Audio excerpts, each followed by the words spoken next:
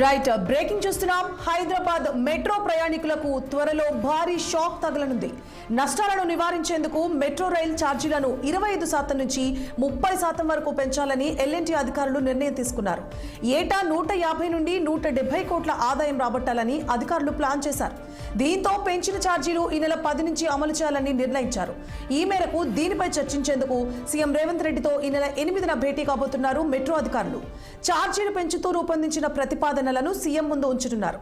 ఇక 2012లో మెట్రో రైలు ప్రాజెక్టును ప్రారంభించి ప్రభుత్వ ప్రైవేటు భాగస్వామ్యంతో 2017లో పూర్తి చేశారు.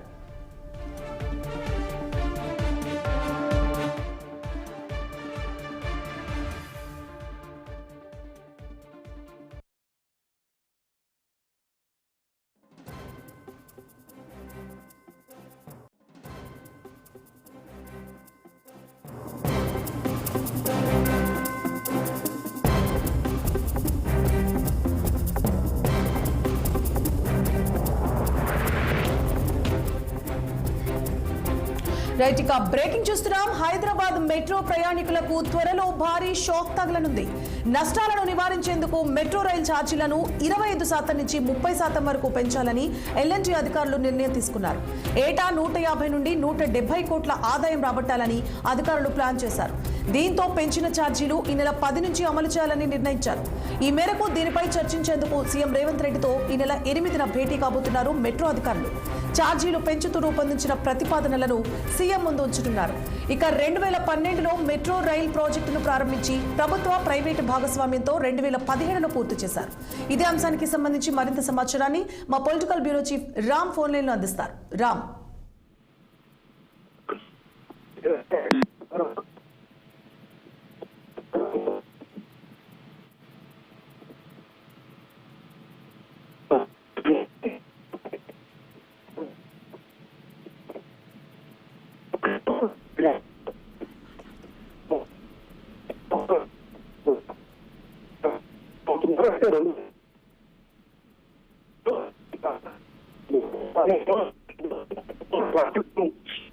కంట్రోల్ చేసుకుంటా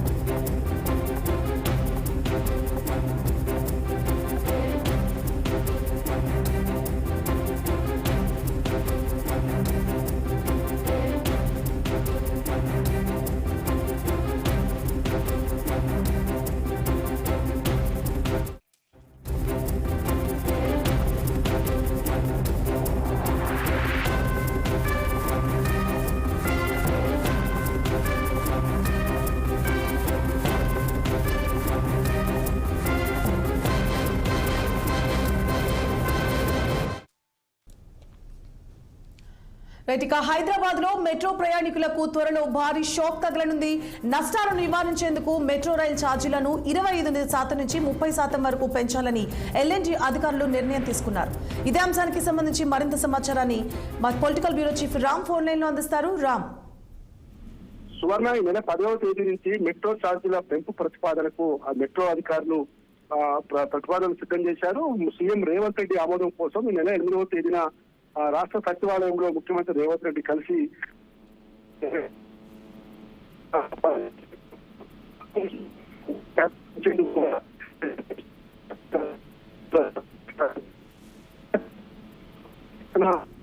రైట్, థ్యాంక్ యూ రామ్.